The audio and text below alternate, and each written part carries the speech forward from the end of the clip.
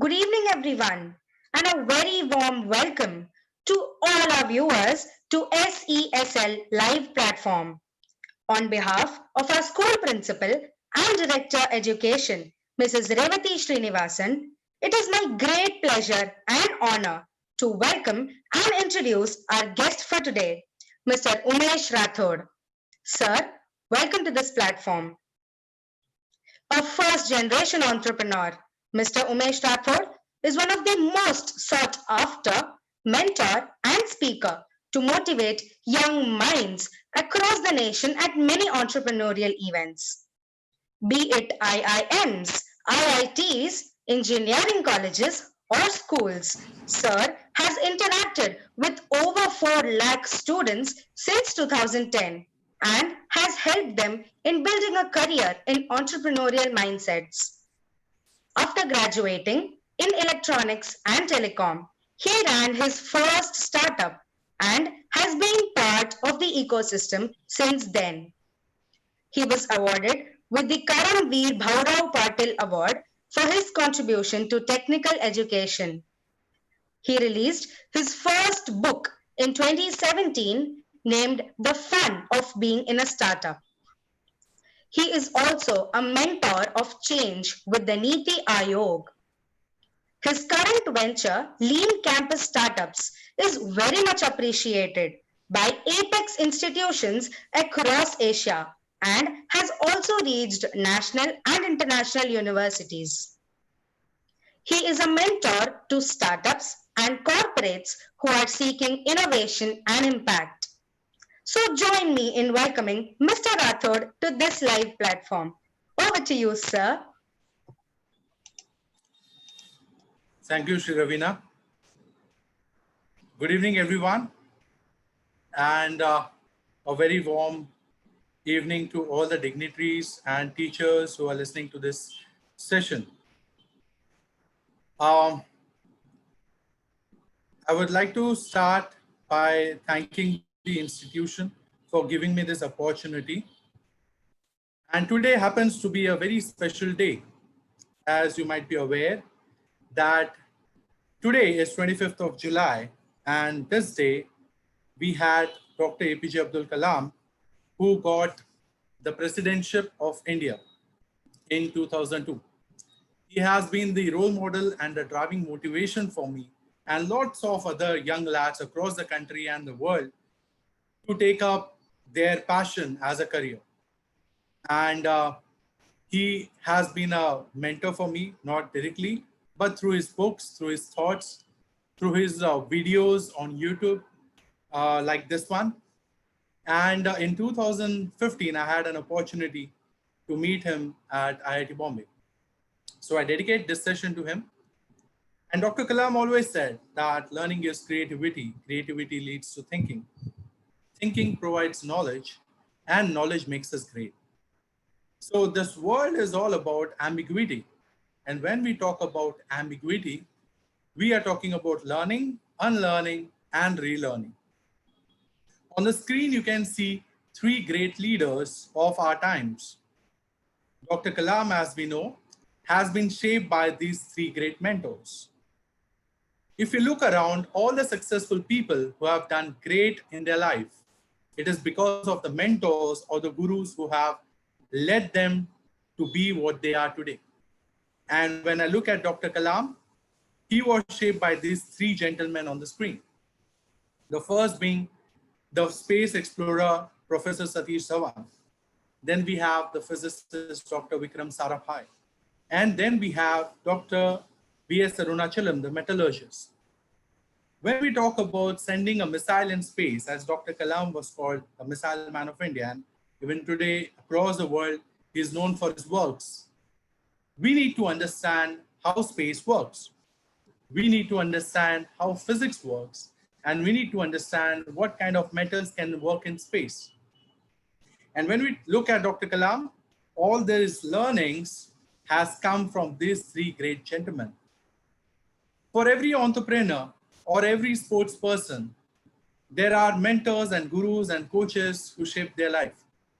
And if we take a look at any entrepreneur, like for example, Bill Gates, he has had a mentor called Warren Buffett. If you look at Steve Jobs, who has mentored Mark Zuckerberg. So with that note, I'll begin my session.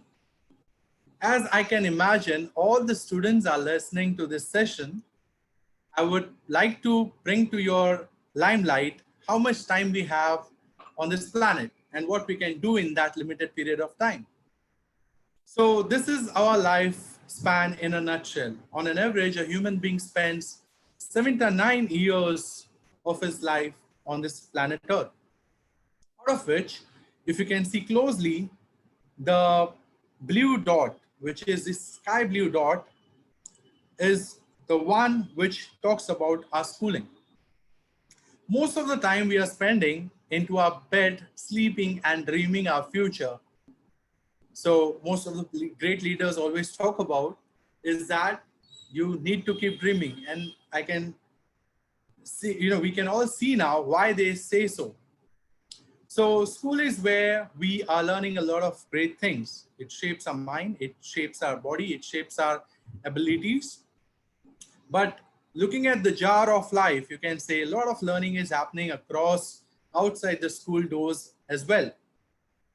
When we talk about problem solvers, and if you want to become a problem solver or an entrepreneur, so these are some of the reasons for India. As a problem solver, India is set to become the youngest country of an average age of 29 years by 2025. So we are the youngest country in the world. Second largest internet user base with 462 million internet users. Nowhere on the planet we have such a huge, humongous number of people on net connectivity. India has demonstrated capability to reach 100% literacy by 2025. And thanks to COVID times, everyone is learning online. And there's so many new resources which have come up. Third largest economy in the world with size of $8.6 trillion by purchasing power. We are the fastest growing economy in the world, average growth rate of 6 to 7%, which was pre-COVID times. India has an immediate investment opportunity of $1 trillion. And let's look at the investment of foreign exchange reserves. So we have US $453 billion, as on 6th December 2019. Going ahead, when we talk about everything which happens in our country, a democratic country like India, which is so huge in terms of area, in terms of population, in terms of opportunities and challenges, there are a lot of initiatives from the government, and everything is run on the political will. So Niti Aayog is on the front runner for the current government initiatives. And when we talk about some of the initiatives from them, we have Make in India, we have Digital India, we have Skill India, we have Startup India, we have Amrit Yojana, we have Swachh Bharat Mission and the Smart City Project, to name a few. So all these initiatives are being run by the Niti Aayog and the government of India, looking at the sustainable development goals and how we can take our country towards the future. When we talk about Indian startup scene, 49,000 startups have been registered since 2008 to 2018, and we have an investment of $51 billion in funds. Be it Flipkart, Biocon, Your Story, Ola, Snapdeal, all of them have one thing in common. Most of the founders have been first generation entrepreneur in their families. So a great catch for people who are looking at becoming a first generation entrepreneur now.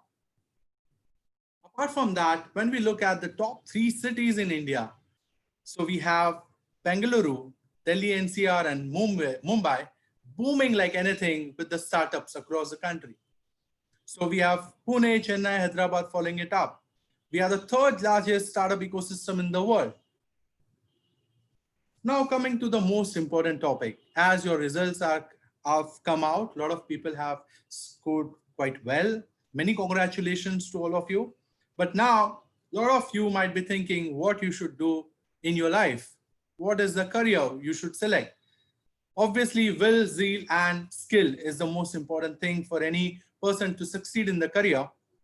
But when we talk about 21st century life skills, in 2020, as per research, we have complex problem solving, critical thinking, creativity, people management, coordinating with others, emotional intelligence, decision making, service orientation, negotiation, and cognitive flexibility as the most important skills.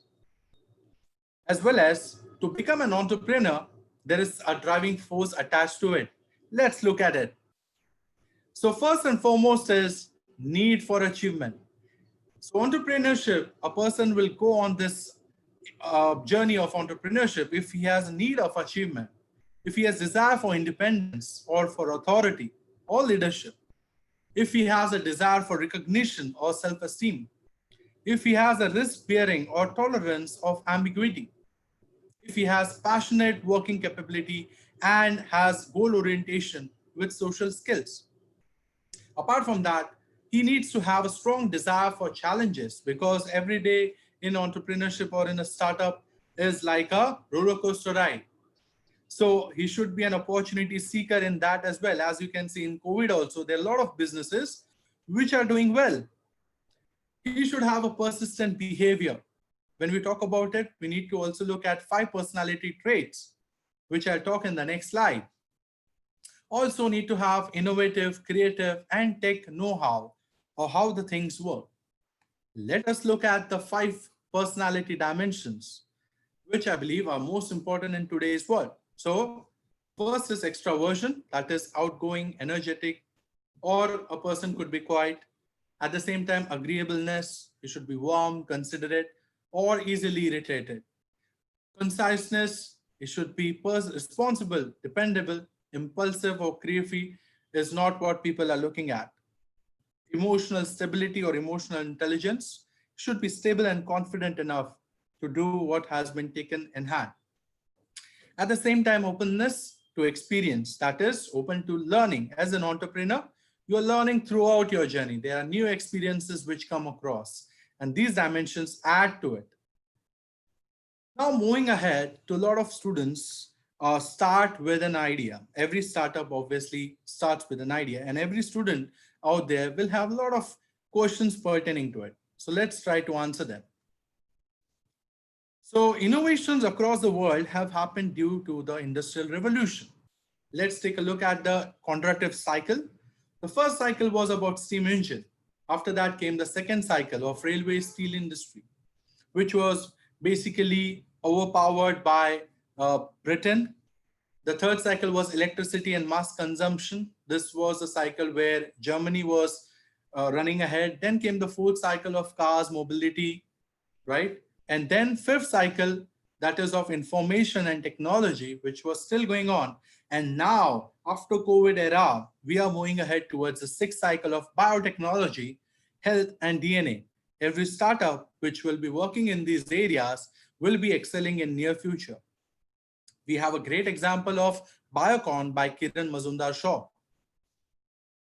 When we talk about ideas, we can find ideas in the 5 areas defined by Dr. APJ Abdul Kalam.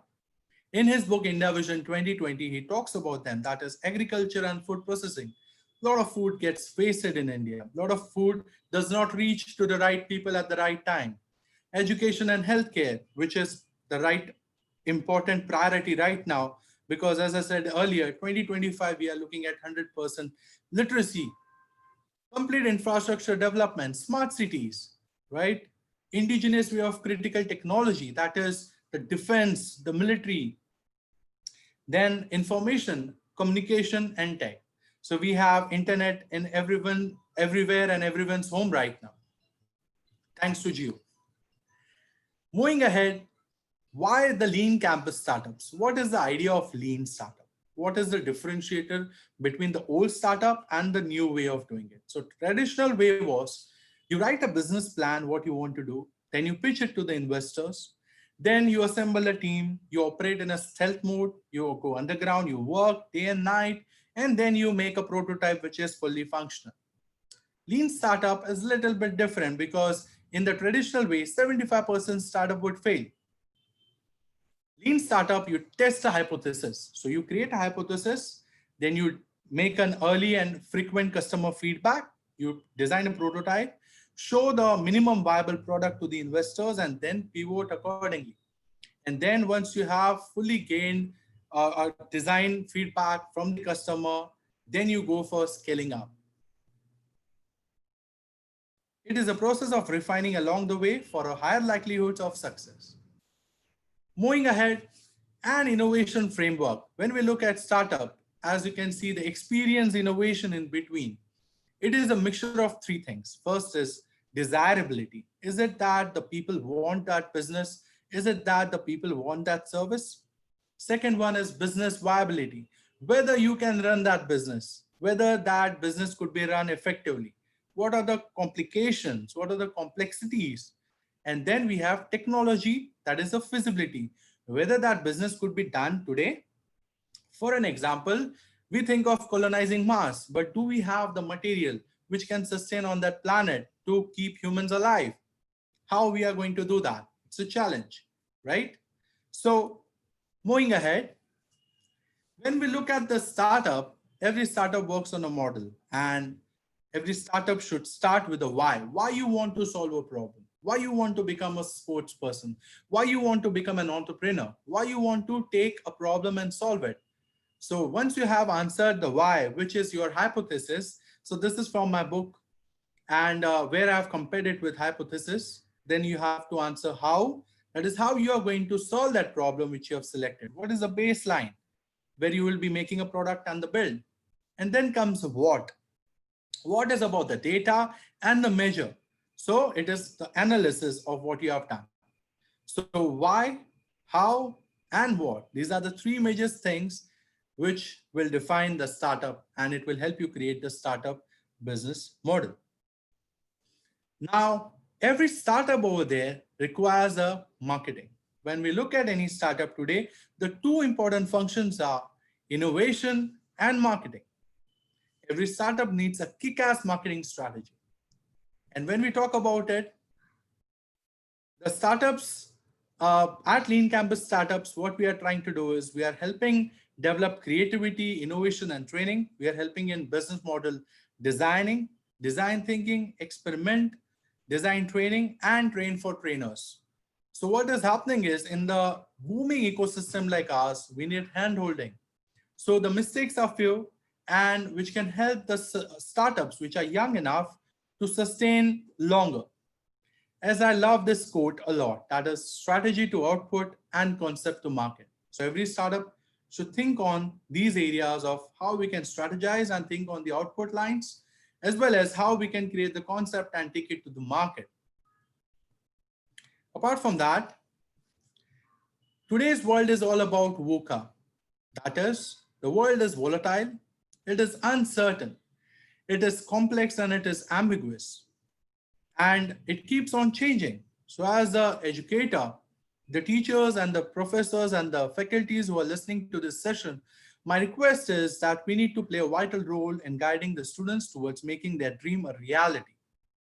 And we all together can make a huge difference in that. I've been doing research in the ecosystem on entrepreneurship. I've been studying the global startup ecosystem as well.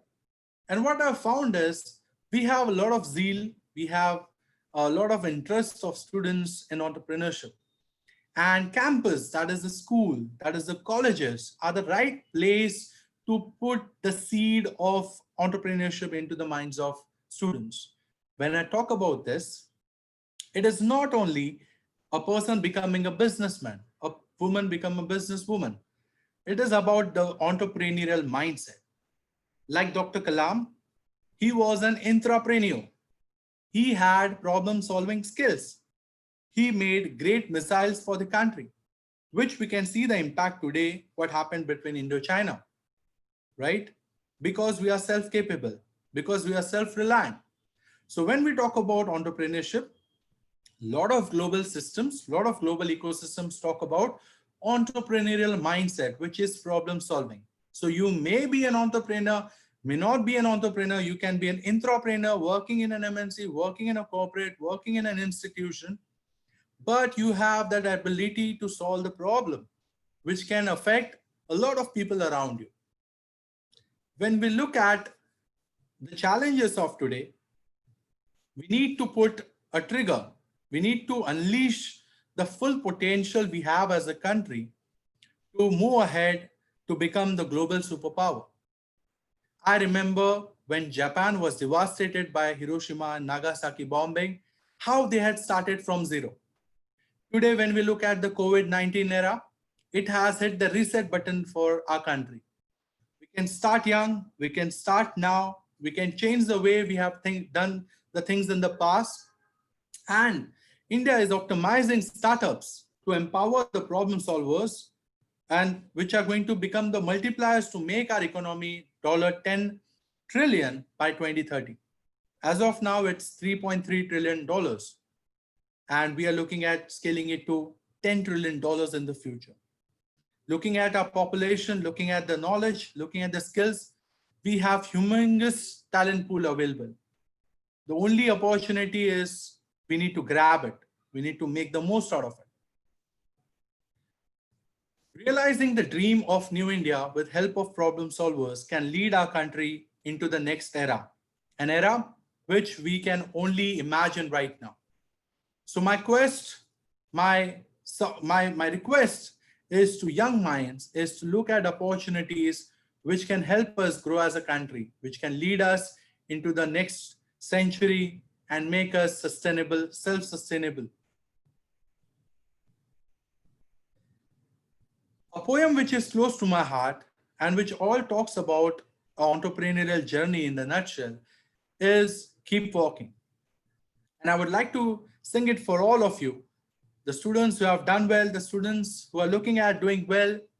Walk alone if you must, keep walking. You may fall, who doesn't? Keep walking. They will stop you, won't they?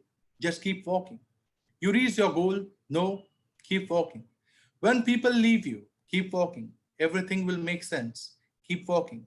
If you think your path is lost, remember you have just created one. An entrepreneur's journey is all about this. You walk on the uncharted territories like a sailor who goes into the big ocean. He has no idea whether he sees a land or not, but he keeps on going. He makes his own way, finds a new land, and establishes himself. So if you would like to read more about it, if you're excited about entrepreneurship, I believe entrepreneurship can be taught. It is not that everyone is born with it. It's not something a person is born as a businessman. You can learn, and we have great examples of first generation entrepreneur. Everyone was first to do it. So this is my book where you can learn more about it. And if you have questions, we can connect on these social media links. I would like to say at the end that use your imagination to the fullest. We have a lot of potential. Keep dreaming and chase your dreams to the fullest. Thank you. Solve the problems for the world. Make it happy because it's for you and me, for all of us. I would be happy to take some questions now. Wow, sir. Thank you so much for such a wonderful session. Believe me, there was so much learning. As educators, we have been talking of late, how do we teach children life skills? So in this session, I could see so many life skills coming out for children: problem solving, critical thinking, team building, strategizing, entrepreneurship, facing challenges in life. I mean, wow, there was so much to learn, sir. Thank you for this brilliant lesson. I am sure this will inspire students to be entrepreneurs going forward. Right? So now, sir, we have a list of questions coming in from our audience. We are very curious to ask you a lot of questions. So let us start with the Q&A. Our first question is, sir, in India, usually people, the way they've been brought up in the older generation, that it is always good to have a stable, flexible job. Doing a business is always a risky business. So how to overcome that fear of risk of business once you're starting out? If you can throw some light on that, it will be great, sir. Thank you for that question. I don't know the name of the student, but it's a wonderful question, I must say. And when we look at risk-taking abilities, we need to go back when we were pre-independence era, when the Britishers were ruling us, and everyone had left everything. There were lawyers, there were businessmen, there were teachers. Everyone had left all their research work and everyone was fighting for one big goal. The one big goal was independence of the country, and itself was a big risk. We were fighting for 150 odd years to get our independence. 150 years is a big time for crores of people to invest. So one motivation comes from there. For a student, for a young entrepreneur, obviously risk versus reward is something which we should look at. What are the opportunities? That is the opportunity cost which is attached to doing a business. See, when you have an idea, you always have that gut feeling that if you don't do it, someone else might end up doing it. So a lot of people have started with a gut feeling. A lot of startup stories, if you read, you will come across that there was an inspiring moment which created a huge difference to their life. Like Mahatma Gandhi, when he was in Africa, he was thrown out of a train, which was a triggering point for an independence. And now Britishers are period of the country. So what is that defining moment? What is that problem you need to solve? And you need to be curious about it. In the book, I talk about 10 different questions which an entrepreneur, a young problem solver can ask himself or herself. For an example, how many people you think this problem is attached to? That means when you solve the problem, how many more people can get benefit out of it? The more the people, the merrier, because then your business is going to run, for years and years, and then you can keep innovating in that space. For an example, we have an app called M-Indicator in Mumbai. Yes. And I believe everyone is using that because it helps you Absolutely. to travel across the city. So a young engineering student has an idea of solving the problem of commute. Though we have a big organization at Indian Railways, but he made it viable. He made an Android app, and now like nearly crore of people use it. So Absolutely. usability, desirability, and feasibility, as I mentioned earlier, it should converge together. And when the things converge, it is not like you're throwing, it's not something like only based on gut feeling. Obviously, a lot of research goes into it. When we talk about research, there are a lot of research papers which are being published in terms of biotech, in terms of DNA, in terms of health today. So when we look at Elon Musk and the Hyperloop idea, which is going to connect between Mumbai and Pune. So this was a research paper which was published earlier. So motivation can come from anywhere. Now the Great. question of risk and reward will be how you channelize it. What kind of thing is that which you can give away? What is that risk is something which is attached to the opportunity cost. So what is that you can let go, and how you can make shift and work towards your dream, your goal, because we have limited time, as I mentioned. Agreed, agreed. Brilliant, sir. Fantastic answer. So, students, sir has given us a very important lesson. Problem solving is the crux of the matter. You solve a good problem, you have a good startup on your hand. And of course, sir has given us a very wonderful history lesson.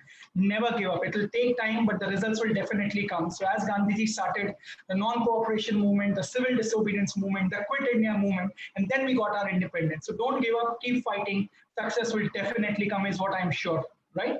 So let's move on to the next question. I think we have lost Sir technically for a minute. So as I was pointing out, so Sir is back again. So let me move to the next question. Thank you for that wonderful answer, Sir. Our next question is coming from the students, Sir. Many students, after completing their graduation, their engineering, their MBA, are moving abroad to foreign countries. So a lot of brain drain is happening in India. And I'm thankful that you mentioned that government has taken a lot of initiatives to make sure that people do their own startups and stay within the country. So two questions here, sir. A, why is the brain drain happening? And B, what can we do to stop that? So if you could just unmute yourself and start, sir. Thank you so much.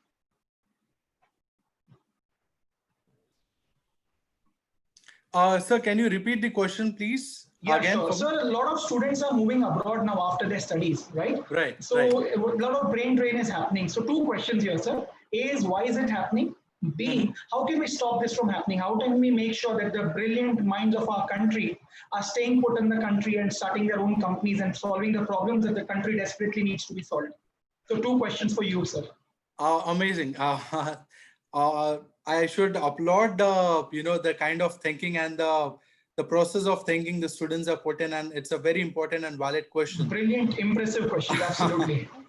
So the thing is, I look at my friends who are right now in US and Canada and various other countries, When I completed my engineering in 2010, the idea of startup did not come at that time. The idea of startup came to me when I was pursuing my diploma. So the triggering point was I used to see engineering students building robots, and these were Wow. high-tech robots. So I was in diploma and I was looking at these robots and I was asking to myself that these guys have already made it. Uh, for me to make these kind of robots, I have to wait 4 years down the line, and then I'll be able to make it. By that time, the technology would have evolved to great extent. Absolutely. So I need to learn it now. And how do I learn it now? I had to move out of my classroom, sit with these engineering students. And so the idea came, I never have to be with my classmates. I have to be ahead. To be ahead, you have to be with your seniors because you learn a lot from them. So everyone in engineering was knowing me. A lot of engineering students went abroad, but there were a lot of people from my college, from Vivekanand Engineering College, who actually established a lot of startups during the after their engineering, and that was a triggering point. So when I went in engineering, obviously I was already winning awards and robotic competitions, but then I started finding teammates whom we can identify and make a team out of it and maybe do a business. So the question of going abroad, getting educated, and if you're coming back, no problem. But if you're going abroad and working for MNCs over there, you're not giving it back to the country, then I guess you're lacking nationalism somewhere. So nationalism is something which should be developed. Obviously, school is an area. We go to malls, we see movies, we sing national anthem. I believe it is important that you sing national anthem over there, but your nation should be in your heart. So when you see at the problems which are lying around as a challenge for 1.3 billion people, what is that you are going to do? So if you're going to abroad and learning some biotech and coming back and creating some startup to solve the problem, no problem. That's a great thing to do.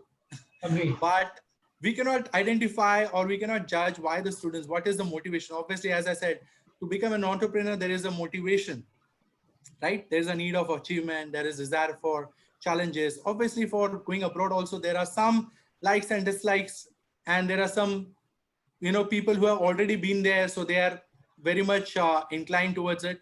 Let's make our country what you can find opportunities abroad. Let's make it the next Canada, maybe. Let's make it the next US. So you are not able to go there. You go take education, come back, give back to your country.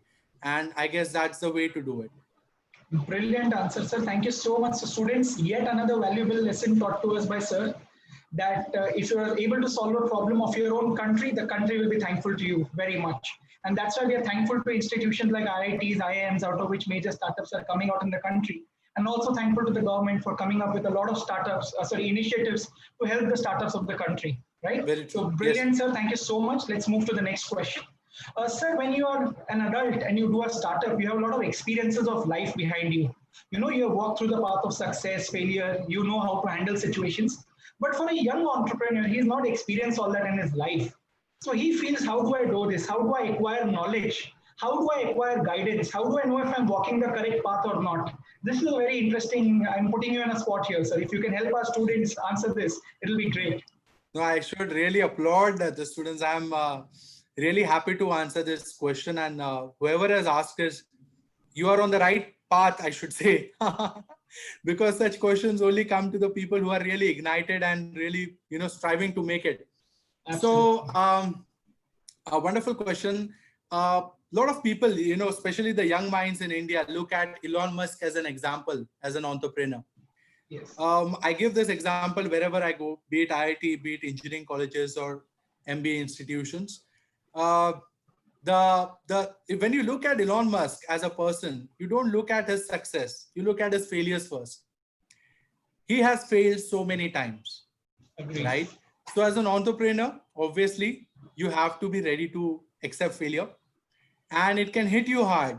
The only challenge which lies with you is that how you come back, right? You fall, you come back again, you strive hard, and this is a game. You have to play with yourself. If you're not prepared, then it will be really tricky for you. But then these challenges are with everyone, every entrepreneur.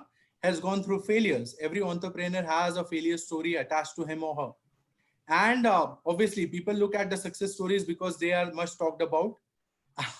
But then Absolutely, absolutely. when we look at Elon Musk, when we look at Bill Gates, when we look at Steve Jobs, everyone has a difficult time which they have gone through, and those learnings have been crucial ones. So as a young entrepreneur, obviously your approach will be different, your failures will be different, your success will be different. And as a person, I would request you to define your success. So for parents or society, the success might be you have a $1 million car, maybe a big house. But what is a success for you? Here I would give an example of Sonam Wangchuk. Sonam Wangchuk, the great person from Three Idiots, The Three from Idiots whom the fame, movies. yes. So I was there at his university last year, just before COVID, kick started in September, and I was there to talk about startup ideation. His story is a wonderful lesson for all the people over here in our country. He has got a Rolex award of 1 crore rupees for the iStupa project. He has never gone abroad to study. In fact, he left his study to teach mathematics to the small kids in Ladakh, Yes. because 90% people in Ladakh were failing. 90% students were failing in their education. So he said, nothing doing, I have to do something for the people. And I guess that is a driving force. So failures are equally important in success. If there are no Agreed. failures, Agreed. I guess you cannot taste the success as good as it can be.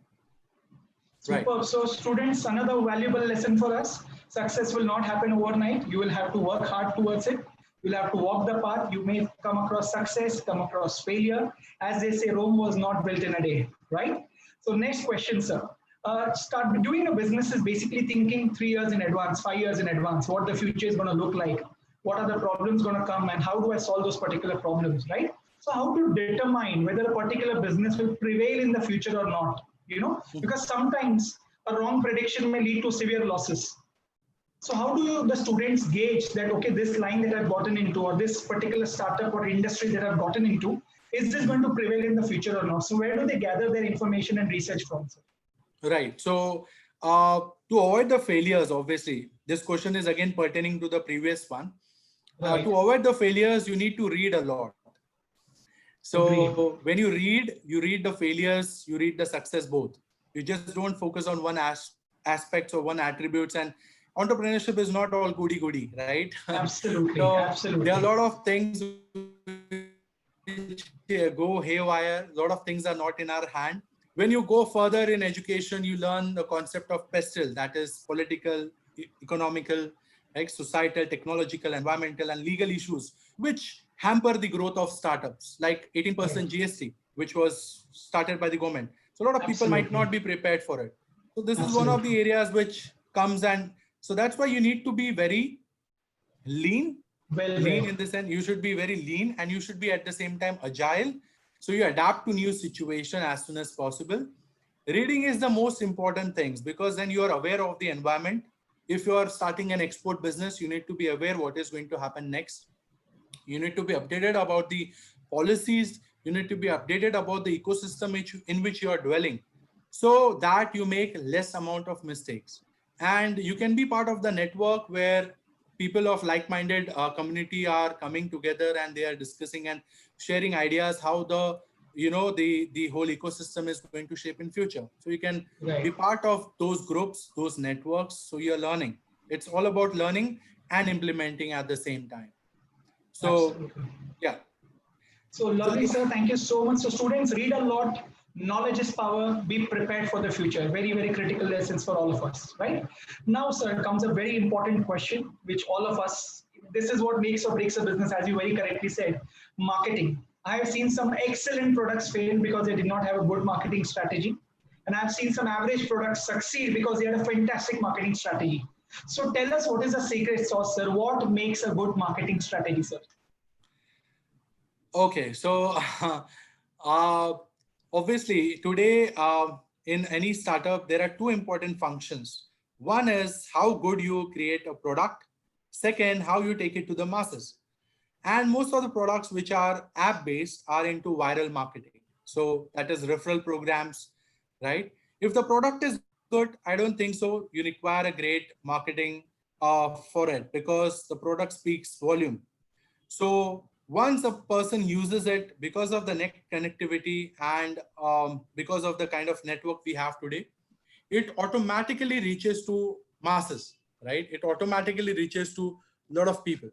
So first and foremost thing is focus on your product to an extent that it speaks volume for itself. The pricing Agreed. strategy comes into picture, the kind of product design, and you can check out with the people at large how they find your product. So for young entrepreneurs who are just starting off, who are going to make minimum viable products, I would suggest you can create a prototype of your product and put it on websites like Kickstarter. Kickstarter is a website, it's a platform where you can put a project and you can do a crowdfunding. So if there is no investor Nice. ready to invest in you, so you can have some people who come on board, like people like us. If they find a product good, if you have talked about in a very proper way, and they have some what you can say usability for it, then they will invest in you, they will crowdfund you, and there you get an idea how much product needs marketing, and you reach out to the customer. So the people who fail the most are the people who are building strategies in a cubicle. Agreed. To build marketing strategy, you need to sit with your customer. You need to Absolutely. go out in the market and ask the people what they find about the product, what they find about the service. You need to check the nerve of your customer. As they say, the person who is closer to the customer will win the battle. So that has Lovely. been Lovely. for all the businesses. And that is also what management books and marketing talk about. So you need to be very close to the customer, keep identifying the things you need to make better. And obviously, it's all based on the product. So, yeah. So thank you so much, students. Be close to the customer, build what the customer wants, and you have a successful marketing strategy on your hands. Your product is your biggest marketing strategy. Very well put by sir. Absolutely brilliant. Next question, sir. You said entrepreneurial life is very challenging. So I'm sure he must be coming across a lot of various roadblocks. If you can tell us what are the three biggest challenges or roadblocks an entrepreneur faces? Okay, that's a very difficult question to answer because there's so many. Right. So which are the top three off the bat that come to your mind, sir? So, in terms of a personal journey, if you're talking about as an entrepreneur, Right. right. So obviously, once you have charted down a business, once you have started a business, once you have said if you have neglected five different ideas and you have thought of converging on one idea and focusing on that, and suddenly there are certain things which go haywire, which are not pertaining to that business. For an example, you have started an app, right? Which is an online mode of business on e-commerce platform. But now you are facing a problem, maybe to find a team. So the most challenge, I guess, the biggest challenge the people as an entrepreneur face is to find a team who has the same zeal to solve the problem pertaining to that business, pertaining to that model which you have created.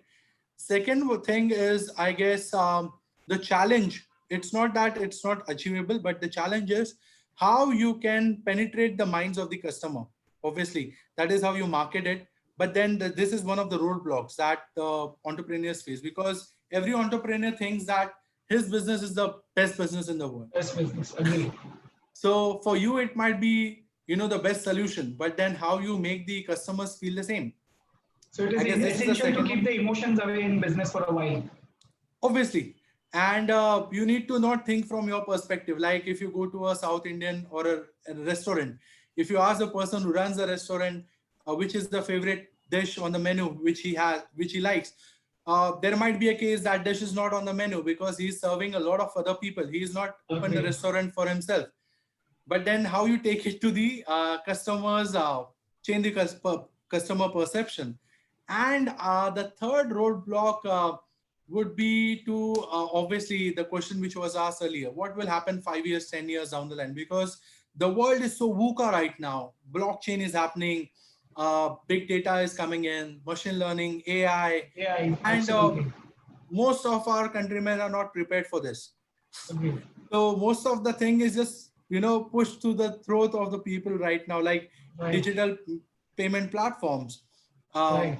they have bombarded so much, but not many Agreed. people are prepared for it. So Agreed. how the customers could be made aware about the technology so they can come on board. Like Flipkart took a lot of time to teach people to shop online.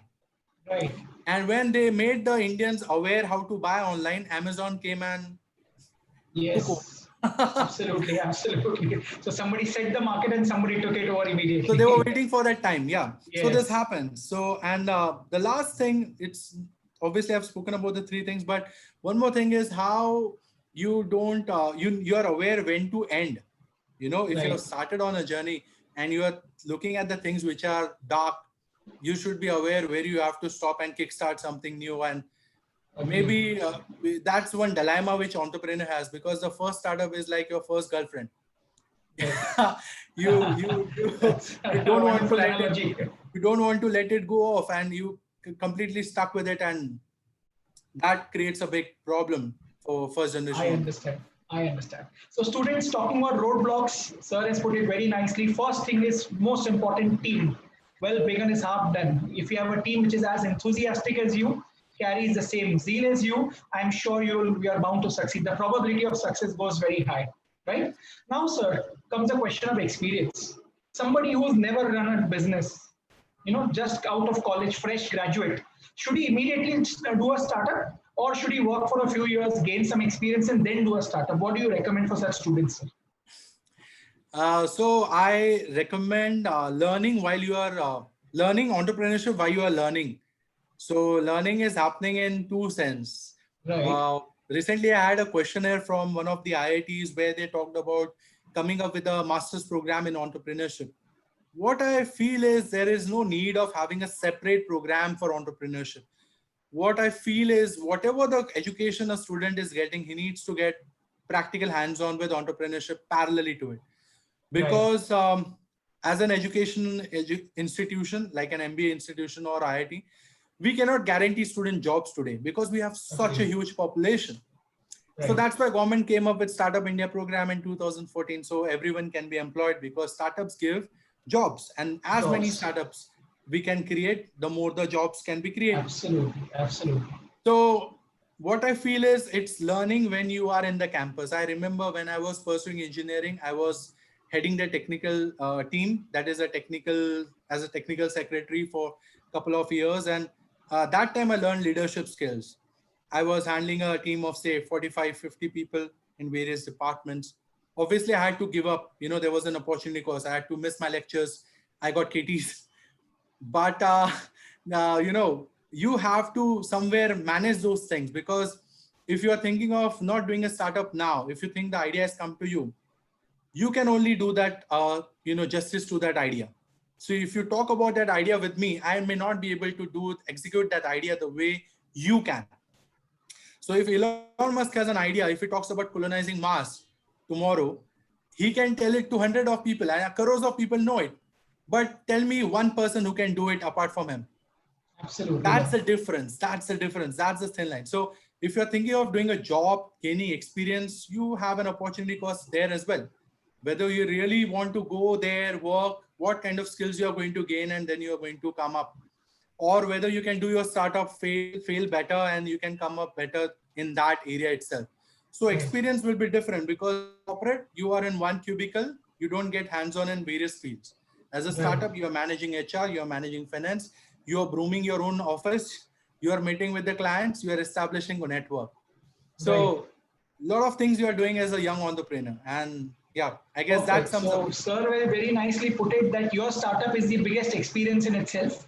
You will learn all the areas. You will learn HR, you will learn marketing, you will learn sales, you will learn admin. I mean, you name it and you will learn it in your particular startup. So, thank you so much for that particular feedback. Next question is a very interesting question, sir. You spoke about team building, and it's very necessary that the goals of the employees are aligned with the goals of the company, right? So question is very interesting by a student. How does the profit earned by a startup contribute to an increase in the employee's income? So the growth of the startup leads to the growth of the employee. What is the connect True. there, sir? Very good question again. And I guess this is coming from a person who has a business background. I'm sure, I'm Because sure. And it's a that's a very very core interesting question. question. So when you hire people for your young startup, maybe a co-founder for an example, So there are a lot of examples of co-founder where it need not be 50-50. So if you are coming up with an idea and if you have a person who has a special ability, say finance, say marketing, say HR, so it need not be 50-50 person as a co-founder. It can be 80-20, 90-10. You can Right. define what percentage you want your co-founder to be. Apart from that, because you're also employee in a young startup. So moving ahead to the employment or the team which will work with you, um, there are things called ESOP, so earning shares model, which is there, on the profit.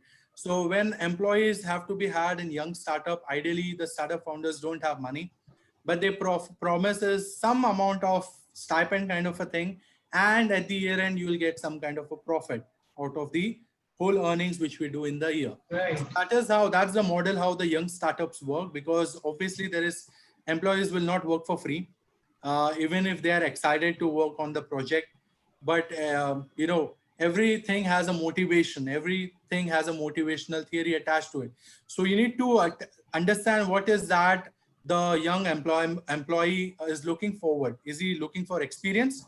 Is he looking forward to gain some expertise which you are going to deliver? Because in young startup you learn a lot of things which you'll never learn in a corporate. I had students, my colleagues in engineering, 6 months they were hired and they were sitting on bench in TCS, but they Right. were not working. Right. Meanwhile, when I started off, I had 6 months of experience. Wow. By the time I had, completed 6 months of my startup, so I was already working in various different areas. So that's the difference between what is that employees expecting and what is that you can offer. Obviously, ESOP is something which you can Google and you can know about it. Right. So, sir has very correctly put it that you have to give the employee some stake in your business. So, there is a methodology called as employee stock options. They get stock options in your company, so they become part owners. So, they work as if it is their company. So, thank you so much for that wonderful lesson, putting it across to us, sir. Next question, sir. Risk taking is something that we speak about quite often. That yes, youngsters should take risk, but how much risk is good risk? I mean, how do you evaluate what kind of risk you are taking so that your losses are minimal? Right? So how much, because people are skeptical to invest, I'm sure you understand. So how do you evaluate your risk and understand how much is too much in the beginning Right. or in So the process of the business or when you're running the business 2 years down the line, 3 years down the line? How do you keep evaluating the risks which are going to come in the future? right. Obviously, for this, it is really important, which I mentioned earlier also. A great mentor can help you through this difficult part. And if you can find them early in your life, nothing like it. Bill Gates was handholded by Warren Buffett, who is Right. one of the richest The king person of on the planet. investors. Yes. So obviously he was aware where, I cannot say he was aware where the things are going, but he was aware where he can take the things because he had a lot of Absolutely. money. So there are two ways how the things can go. So a mentor is someone who has failed, who has seen things, who has experienced things, who has experienced success and failure both, and he can help you avoid certain things in your journey. So when Mark Zuckerberg was handholded by Steve Jobs, so Steve Jobs had already been through a lot of things. He was thrown from his Yes. company himself. Then 4 years down the line, he was coming on board and handling and managing new team. A lot of things have been done with him. And those experience helped Mark Zuckerberg in his crisis also. Obviously, Mark Zuckerberg has also faced crisis. So the only thing over here I would say is you have to be connected with the seniors, with the peers in the ecosystem. Suppose tomorrow you are going to start a company in biotech. um, you can connect with Kiran Mazumdar Shaw. Maybe you write a letter to her. You can show your intention that what you want to do, what are the challenges you are facing. Uh, the worst thing can happen is you get a no answer, or you don't get a feedback at all. But there is nothing which can stop you in this world from asking, and that is really important. Like 27-year Absolutely. old who has written a letter to Ratan Tata sir and he got a feedback. Then Ratan Tata sir Yes. has invested in a couple of young Funded. companies. Yes. Absolutely. So it is only a difference between you and your dream. How desperately you want to do Desperately, you something. want to achieve those particular needs. And so one by one the roadblocks move away. Right. You solve Right. them one by one. As of now, as a young entrepreneur, you might think a lot of things are lying ahead to be done, but it's one step at a time. Perfect. Thank you so much, sir. You shared a very interesting anecdote about Steve Jobs and Mark Zuckerberg. I don't know whether people know it. And there's a small Indian connection to both of them. Steve Jobs had come in India, stayed a lot of months here to take inspiration, and he also advised Mark Zuckerberg to do the same. So somewhere India has played a small role in inspiring both of them, right? Absolutely. Across the globe, sir. Across the globe. We have been Okay, an sir. inspiration. Oh, yes, yes, absolutely. Thanks to people like you who are spreading this message far and wide, sir. We are really grateful to you. Next question, sir. Pitch deck to an investor is the most important thing. Can you give us some pointers on what should be the basic points that should be kept in mind while pitching your product to an investor or pitching your company to an investor? I guess this is coming from a very senior person who is listening to this talk. And so, yeah, pitching to the investors is a very tricky thing. But imagine you are talking about your idea to a very small kid who is in fifth or sixth standard. If you can make him understand what you really want to achieve from your startup, I guess first thing you're home with that. So that is, you are able to, you don't have to use heavy jargons so that investors, are taken off. You need to keep it simple. You need to build a story. You need to show what is there for the investors in that, and how it is going to solve the problems of various people. Like how many people will be getting benefited out of your solution. So that is something which to kickstart with. Obviously there are a lot of other things which are aligned with it, and there are a lot of videos. I would like to suggest here is of a Polyjammer app. Polyjamr.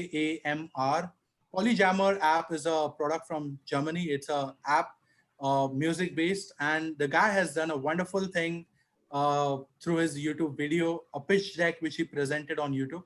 And you can Wow. take some inspiration on that because he's talking about all the product aesthetics, or what the product can do, what is there for the investors, what he is looking as an investment, and what he has to give back. So how the product is helping to the people at large. So Perfect. if you can make a what we can say, you can gel these things up and brilliantly put in, say, about 3 minute presentation, I guess then your game. Wow. So wonderful, wonderful learning there as well. Mention the problem statement, mention how you are providing the solution, what is in it for the investor, and what is this going to be return on investment. So I think we have come to the end of the question, sir. That was a wonderful, wonderful session. And I would like to do a special mention here to Singania Group of Schools, because the kind of exposure that the students are given in the school, the kind of hands-on project, hands-on learning that they are given. And Yes. I was in one of the conferences where I heard a story about how Singania schools ran an entrepreneurship cell. They were given a basic funding to do a project on their own. So this is a wonderful exposure. So kudos to the whole Singania school team, and especially Director Education and Principal Revti ma'am. I think it's an honorable mention and it's a fantastic mention that the students Absolutely, are sir. given such an exposure. And believe me, sir, I've done so many interviews. The kind of questions that were asked today were absolutely eye-opening, and the way you answered them was absolutely brilliant, sir. You hit them all out of the park. So it was Thank a you, sir. very wonderful learning session for us today, very inspirational. And I would like to hand over to Rishi for the vote of thanks. Thank you so much for coming on the platform today, sir. Thank you, Brijesh, sir. And thank you, Revti ma'am and SESL for this brilliant opportunity. And all the best to all the young minds. Day after tomorrow is Dr. Kalam's death anniversary. Remember him, remember his thoughts, and take some inspiration to build a new India, which we all dream for. So you've inspired all the students today. I'm sure, sir, there'll be a lot many entrepreneurs coming out of this now. Thank you so much. So Thank you, Rishi, sir. over to you, buddy. Thank you so much, sir, for giving us such clear cut ideas of becoming a successful entrepreneur. I am sure that after listening to this inspiring and electrifying session, our viewers will be definitely ready to start their own startups. If one has the ability to juggle perfectly between his academics and co curriculars, he must definitely venture into the world of entrepreneurs. So, on that note, thank you once again, sir, for being on this platform live. Do join us next week as we'll be back with yet another exciting session on SESL Live with Miss Amrita Pradhan, who will be speaking to us on careers in travel and tourism. Before you log out of this platform, do remember to click the bell icon and subscribe to the channel so that you keep getting notifications about the different sessions whenever we go live. Thank you everyone and have a wonderful evening ahead.